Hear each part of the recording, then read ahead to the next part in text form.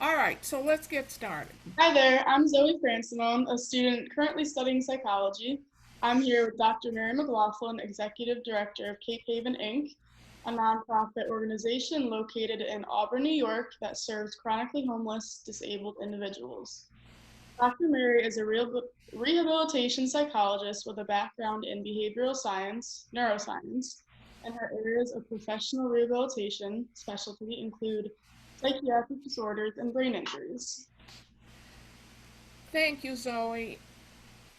I think the best way, to help people to understand brain injuries is to tell you stories of people I met over the years who had a history of injuries to their head and uh, very serious consequences from that. And please remember, there are mild, moderate, and severe brain injuries. So, what you often see in the population that I mentioned earlier, the homeless population, incarcerated people, and people, in the bottom tiers of our society, often in the bottom tiers of us, they are very likely to have had sustained a traumatic brain injury.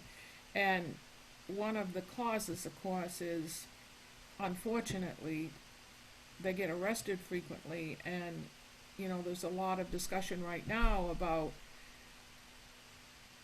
training police and corrections officers to better handle this population. But there have been cases in which they have been hit in the head with police batons or had the head smashed into a police car. So, for those reasons, they're more likely than the rest of us to have sustained, a brain injury. Um, so, what I'd like to do is tell those few stories. So I do remember we discussed the behavior of a woman named Alice. I think her story would be helpful. Alice she was approximately a 35-year-old woman who I met because I used to walk on a high school track every day at noon. And I'd walk 3 miles. Oops, you know what happened? Oh, let me get back. All right. And I would walk 3 miles on this track every day, which is, of course, 12 laps, and it took me about a half hour. Now, every day when I was there, this woman was there. And what she would do is she would rush to catch up with me every day. And then she would change her walking pace to walk beside me for the entire half hour. And she'd be chattering away. Well, I thought initially, she was very outgoing and very social, but over time I realized the context of her conversation was almost always about high school. And of course, she was way beyond high school. And I came to learn that she had not been employed for a very long time. And the way she spoke was not characteristic of a mature 35-year-old woman. It was more bubbly, adolescent kind of talk, overexcited about certain things. And I started to think, gee, if I ran into somebody else every day at the track, they wouldn't catch up with me and stay right with me like glue for the entire, they'd probably adjust their pace and move on, or, you know, wouldn't be so gregarious as this woman was. So I came to learn, I started to think that this was a little bit inappropriate, her behavior. But I started to learn as she continued to talk that she had started college at age probably 18, and in her first semester, she had been in a terrible automobile accident and had been thrown from the vehicle and had never returned to school or employment. And I started to put together, what very likely had happened to her. And I felt really bad about that. And, she expressed a wish to have a job. And I said, well, why don't you come down to my office? Because I need somebody to help me with administrative things. And she said, okay, And next thing you know, her mother drove her. She lived with her mother. Her mother drove her down to my office. And I said, well, I'm basically a one-man band, so I do a lot of the dog work, so I hope you won't mind helping me with the dog work. And I said, there's a bunch of stuff that needs to be Xeroxed. And she couldn't figure out how to Xerox things, even though I told her repeatedly how to do it. And, when you Xerox something, you have to lay the paper on the platen just right to get it to copy correctly, especially if the platen also accommodates legal papers, which are longer. And so I walked away and came back a half hour later, and she was still Xeroxing things, and they were all crooked and misaligned. And I realized then that part of the damage that she had sustained related to spatial perception. She just simply could not, and she was very intelligent. She came across as very intelligent when she spoke. And that's an interesting characteristic that I've noticed with this population. They don't seem to lose their basic intelligence, but they do lose a lot of the supportive faculties like memory, like spatial perception, like the ability to prioritize tasks, all of the things that we do with our frontal lobes, the frontal parts of our brains. And that's where we have what's called our executive function. And this is often injured in various kinds of accidents because they're nearly all forward trajectory accidents where people hit the front of their heads. Like, automobile accidents, bicycle accidents, skiing, being slammed into a car, assaults like boxers, and football injuries. They're almost always to the front of their heads, and then you see a lot of damage to what we call the executive function, the decision-making capabilities, because these often don't regenerate, very often don't regenerate. So, and I could see that she was fixated at the high school level. All of what she talked about was about when she was 18 years old, almost all. And she was very fixated at that point in time, and so was her personality. But, I knew another guy with a brain injury who was looking to meet somebody, and I said, I know this wonderful man. Why don't we all have dinner together some evening? And she said she'd love it. So, I made an arrangement for us to have dinner in a restaurant in her home area. And he came, and what happened there was she constantly got up and down she knew a lot of people in the restaurant, and which I hadn't anticipated, but that's okay. But she was up and down constantly from our table, running to this table and that table and the other table with these bubbly, over-effusive conversations, typical more of a teenager. And I started to see what I have often observed to be a very revealing symptom of a brain injury, which is socially inappropriate behavior. It's subtle, it's very subtle, and you need time to notice it, but it's socially inappropriate for her age to be behaving like this. And so I want to emphasize here the subtlety of some of the symptoms. The other thing is, with her, she had obviously had damage to some other part of her brain wherein spatial perception is housed, because she just simply couldn't put things into the right alignment. And after the debacle with the Xeroxing, I said, well, let's forget that. Let's do some files. And I said, I like to have my file folder tabs all lined up in a row so that I can kind of walk through them to find things.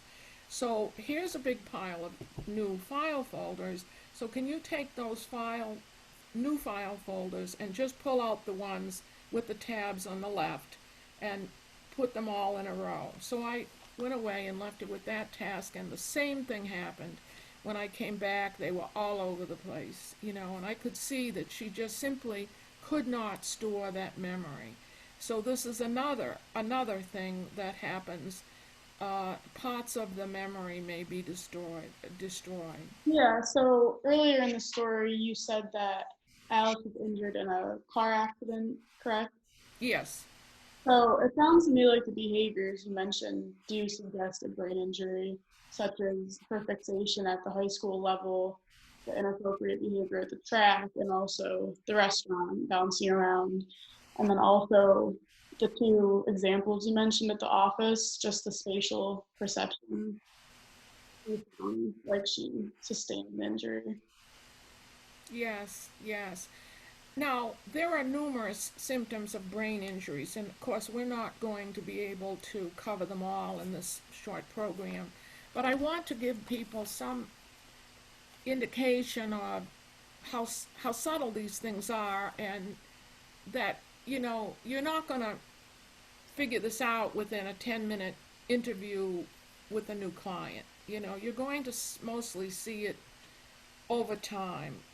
It takes a little time to see how these injured individuals behave in order to figure this out. So I want to make that point here.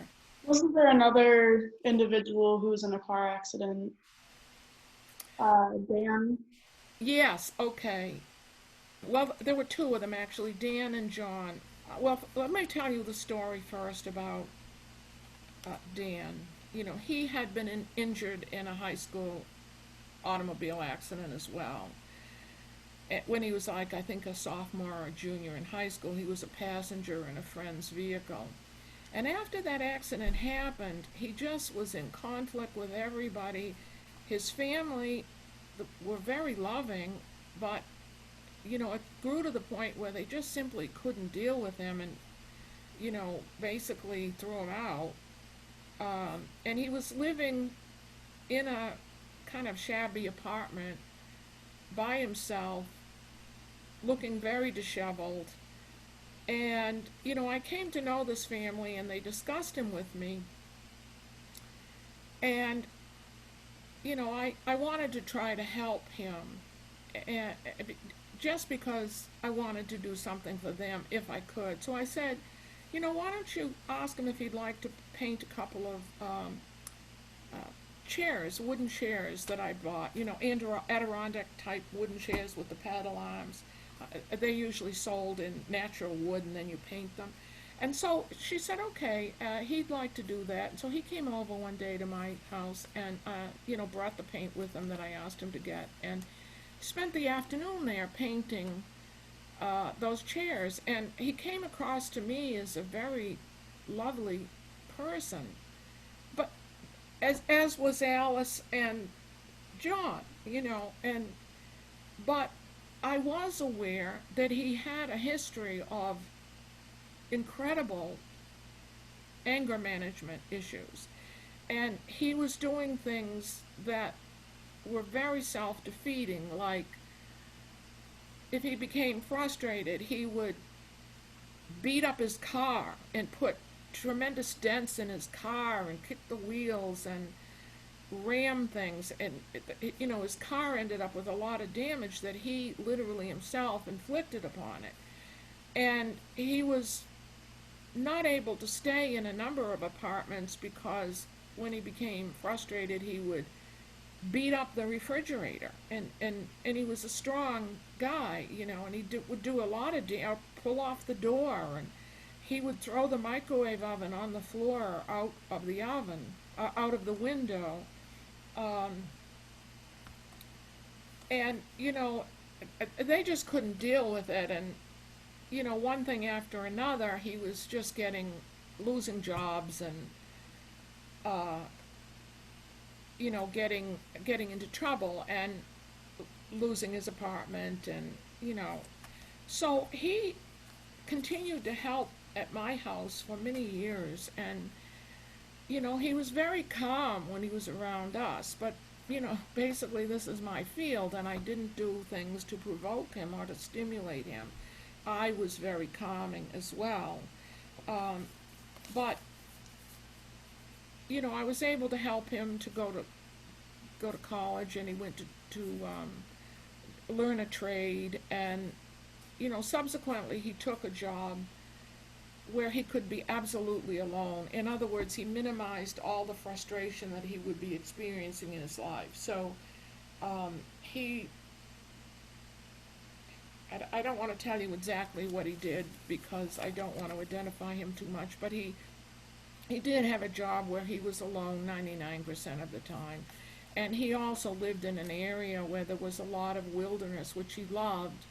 And he ultimately, he earned a lot of money when he finally controlled the environment in his life to minimize frustrations with people.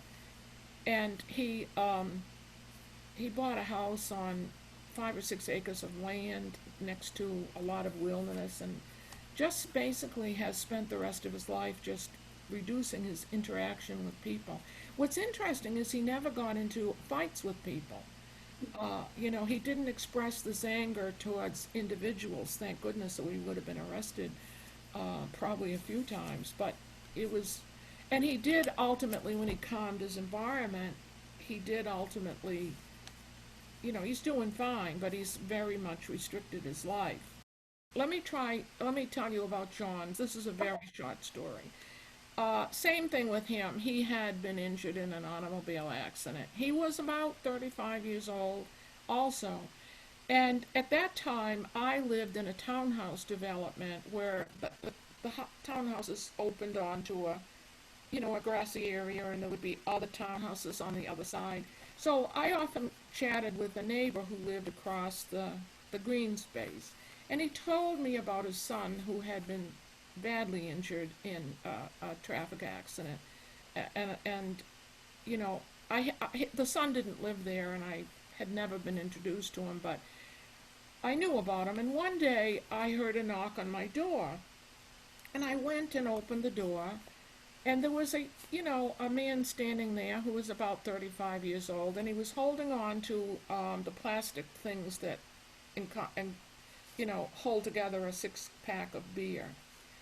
And there was a screen door between us. And so what he did was he said, "Hi." And he opened the screen door, and he walked right into my living room. And I had never seen him before in my life. And he sat down on my sofa, and he put all the beer on my coffee table, and he pulled one out and opened it to hand it to me. And he said, "I thought I'd come by and have a beer." Well, and he was very sweet and personable. I didn't feel threatened at all, but it was just unusual behavior for somebody 35 years old to just walk into somebody's house who he didn't even know.